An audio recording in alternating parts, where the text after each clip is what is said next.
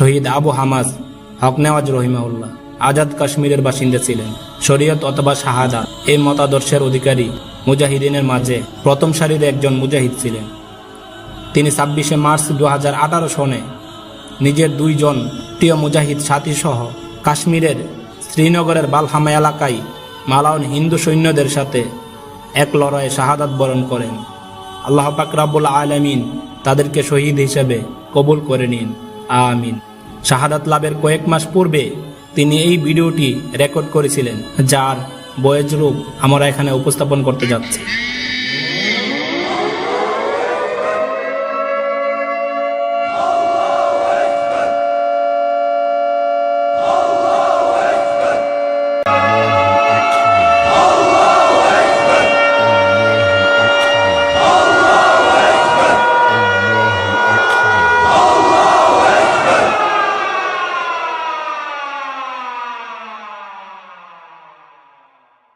বিসমিল্লাহি আলহামদুলিল্লাহি ওয়াসসালাতু ওয়াসসালামু আলা রাসূলিল্লাহ, আম্মা বাদ। ফাআউযু বিল্লাহি মিনাশ শাইতানির রাজীম। বিসমিল্লাহির রহমানির রহিম। ইয়া আইয়ুহাল্লাযীনা আমানুত্তাকুল্লাহা ওয়াকুলু কাওলান সাদীদা। হে মুমিনগণ, আল্লাহকে ভয় করো এবং সঠিক কথা বলো। হামদু সালাতের পর আমার মুহাজির ও আনসার ভাই ও বন্ধুগণ, আসসালামু আলাইকুম ওয়া রাহমাতুল্লাহ। আজ একটি ভিডিও রেকর্ডের মাধ্যমে আমি আপনাদের নিকট আমার জীবনের, বিশেষ করে আমার জিহাদি সফরের ব্যাপারে সংক্ষিপ্ত একটি বার্তা প্রদান করতে চাই। 2012 সনে পাকিস্তানে আমি আমার জিহাদি সফর শুরু করেছিলাম। তাছাড়া প্রাথমিক জীবনে আমি মাদ্রাসায় একজন তালিবুল ইলম ছিলাম এবং সেখান থেকেই পর্যায়ক্রমে সূরা তাওবা এবং সূরা আনফাল তাফসির সহ পড়ার পর আলহামদুলিল্লাহ আমার মস্তিষ্কে এই চিন্তার উদয় শুরু হয় যে আমারও তো জিহাদের ময়দানে যাওয়া উচিত। সুম্মা আলহামদুলিল্লাহ, আল্লাহ তাআলা আমার সেই দোয়াকে কবুল করেছেন এবং একদিন মুজাহিদিনের ট্রেডিং সেন্টার এবং তাদের সামরিক ঘাঁটিতে পৌঁছানোর সুযোগ করেছেন। প্রিয় ভাইয়েরা, এতবার আমি সংক্ষিপ্তভাবে আমার জীবন ও দৃষ্টিভঙ্গির ব্যাপারে আপনাদেরকে বলতে চাই। তাহলে আমি পাকিস্তানে থাকাকালীন সময়ে সেখানকার জিহাদি দলগুলোর সাথে জড়িত ছিলাম। পরবর্তীতে কাশ্মীরে পৌঁছানোর পর আল্লাহ তাআলা আমাকে এমন এক তানজিম বা দলের সন্ধান দিলেন যারা শরীয়ত ও খিলাফা প্রতিষ্ঠার স্লোগান দিচ্ছিল। মুহতারাম ভাইয়েরা আমার, সংক্ষিপ্তভাবে এই কথা হলো যে আমি যখন পাকিস্তানে ছিলাম তখন দেখতাম যে পাকিস্তানি ইন্টেলিজেন্ট, ISI, তাগুতি গোয়েন্দা এজেন্সিগুলো মুজাহিদিনদের বিভিন্ন দলগুলোকে নিয়ন্ত্রণ করছে।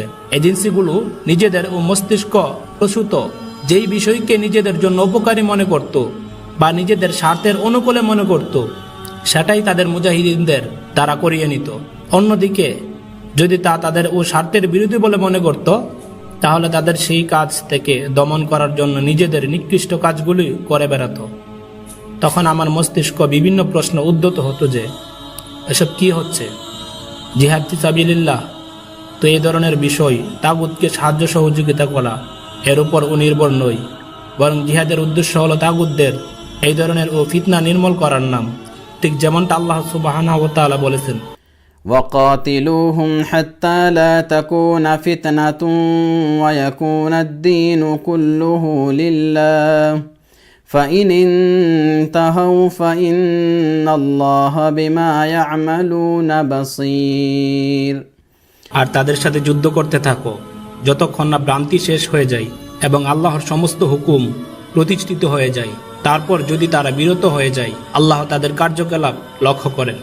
তবে আমার মনে একটি বিষয় খটকা লাগতো যে এই মুজাহিদিনদের একদলকে পাকিস্তানে খেলাফত ও শরীয়ত প্রতিষ্ঠার স্লোগান দেওয়ার কারণে তাদের মসজিদে বোমা বর্ষণ করা হচ্ছে, তাদের যুবকদেরকে জেলেবন্দি করা হচ্ছে। অপরদিকে কাশ্মীরের মুজাহিদিনদেরকে স্কুটি দেওয়া হচ্ছে, উন্নত মানের সরকারি প্রোটোকল দেওয়া হচ্ছে। এসব কিছু দেখার পর আমার মস্তিষ্কে নানান রকম প্রশ্ন জাগা শুরু হলো। তবু নিজেকে সান্ত্বনা দেওয়ার জন্য আমি ভাবলাম যে মজলুমদেরকে সাহায্য করার জন্য প্রথমে কাশ্মীর চলে যাই, তারপর সেখানে গিয়ে প্রকৃত বাস্তবতা অনুধাবন করা যাবে ইনশাআল্লাহ। এরপর আমি তখন কাশ্মীরে পৌঁছতে পেরে অনেক আনন্দিত হয়েছিলাম, বিশেষ করে শহীদ বুরহান রহমতুল্লাহ আলাইহির সঙ্গে সাক্ষাৎ করে ও তার কথাবার্তা শুনে মুগ্ধ হয়েছিলাম, কারণ তিনি খেলাফত প্রতিষ্ঠার জন্য জিহাদ করছেন। তিনি এক কথা প্রায় বলতেন যে আমাদের এই লড়াই শুধু জালিমদের জুলুমের বিরুদ্ধে নয়, বরং তা মানবরচিত আইন কানুনের বিরুদ্ধে। গণতন্ত্র ও সেকুলারিজমের বিরুদ্ধে।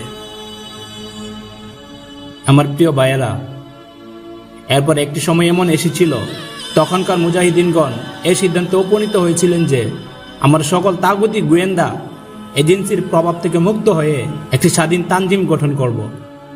এই সিদ্ধান্তের আলোকে পরবর্তীতে এই তানজিমের নাম রাখা হয় আনসার গাজওয়াতুল হিন্দ এবং জাকির মুসা হাফিজাউল্লাহকে তার আমির হিসাবে মনোনীত করা হয়।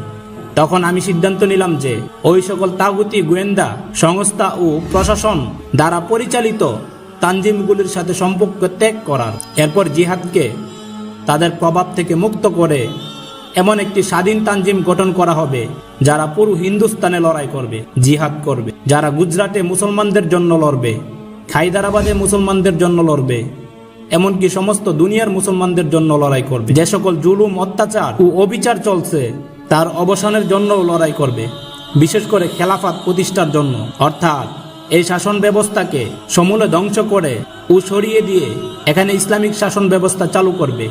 আলহামদুলিল্লাহ, এই বরকতময় তানজিম ও তার অধীনস্থ মুজাহিদিনগণের সহযাত্রী হওয়ার সৌভাগ্য আমার হয়েছে এবং আল্লাহ তাআলা আমাকে কবুল করেছেন।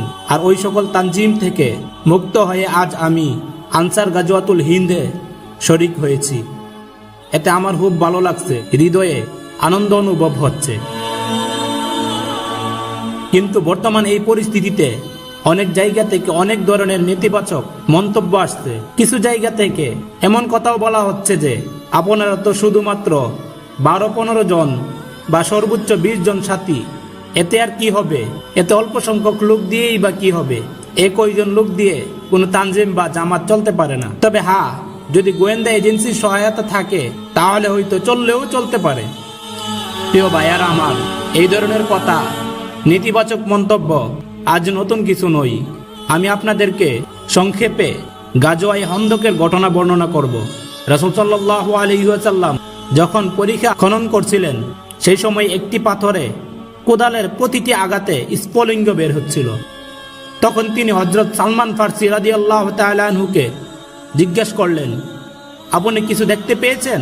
জবাবে তিনি বললেন, জি হ্যাঁ, দেখেছি।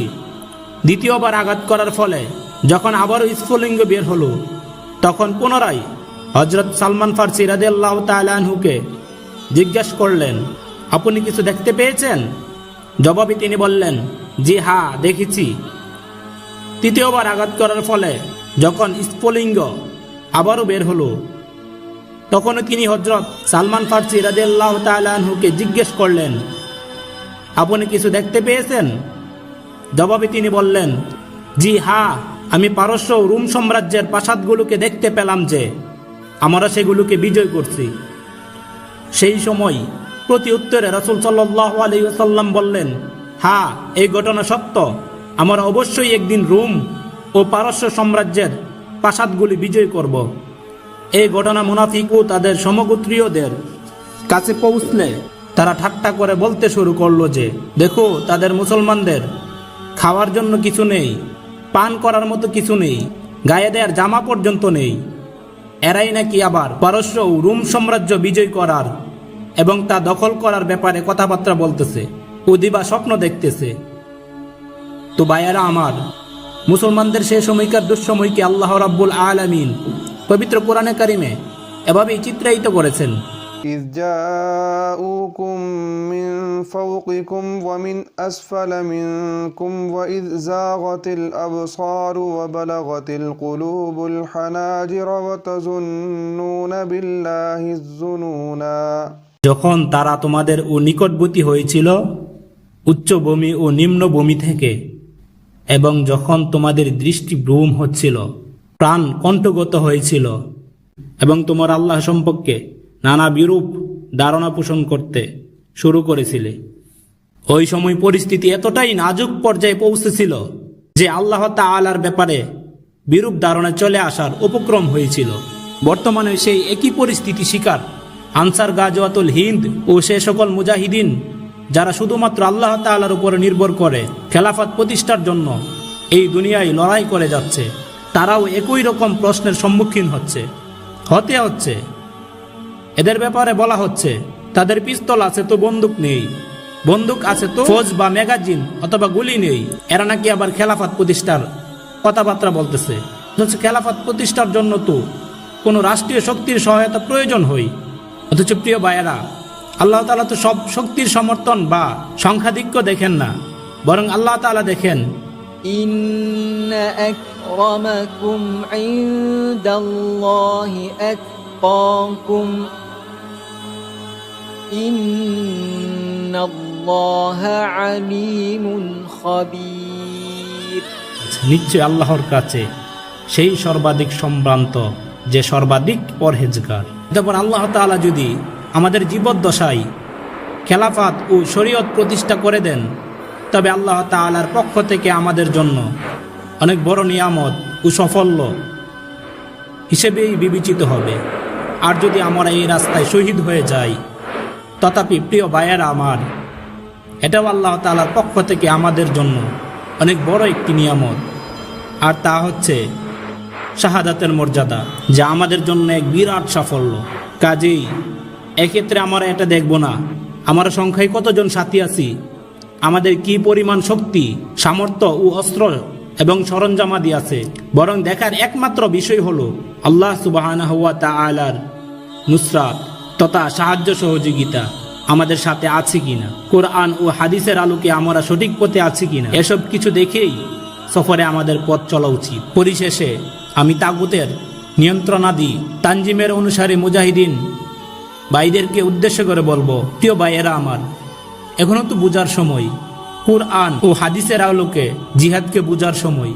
তাছাড়া আপনারা জিহাদকে ওই সকল তাগুত গোয়েন্দা এজেন্সি ও প্রশাসনের প্রভাব থেকে মুক্ত করে একমাত্র আল্লাহর দাসত্বের দিকে জিহাদকে পরিচালিত করুন। আপনারা তাদের মানুষের দাসত্ব থেকে বেরিয়ে আসুন। যখন এসব বিষয় ঠিক হয়ে যাবে, তখনই তো জিহাদে প্রকৃত সফলতা আসবে। নতুবা 30 বছর যাবৎ যে জিহাদ ও কিতাল কাশ্মীরে চলছে, সুফল তো আমরা পাচ্ছি না। তার কারণ পাকিস্তান বা অন্য কোনো এজেন্সি যখন চেয়েছেন তখন কাশ্মীরে যুদ্ধ বাঁধিয়ে দিয়েছেন, আবার যখন চেয়েছে তখন যুদ্ধ বন্ধ করে দৌড় মেরেছে। এর দ্বারা তো কোনো সুদূর প্রসারী সুফল পাওয়ার কথা নয়। তবে হ্যাঁ, আমরা একথা মনে করি যে কোনো ব্যক্তি এ লড়াইয়ে শহীদ হবেন, সে শহীদ ইনশাআল্লাহ। আল্লাহ তাআলা তাদেরকে গাজওয়াতুল হিন্দের শহীদগণদের মাঝে গণ্য করে নিন। আর যারা লড়াই করেছেন তারা মুখলিস মুজাহিদিন, কিন্তু তারা উদ্দেশ্য প্রণোদিতভাবে ব্যবহৃত হচ্ছেন। অবশেষে আমি সমস্ত মুজাহিদিনদের প্রতি সবিনয় আরজ করব, কুরআন ও হাদিসের আলোকে জিহাদকে বোঝার চেষ্টা করে। পাশাপাশি আল্লাহ তাআলার কাছে এই দোয়া করি যে তিনি যেন আমাদেরকে এই রাস্তায় অবিচল রাখেন, এই রাস্তায় দৃঢ়তার সাথে দুশমনের বিরুদ্ধে লড়াই করার তৌফিক দান করেন এবং সকল প্রকার তাগুতকে চিনার ও বুঝার তৌফিক দান করেন।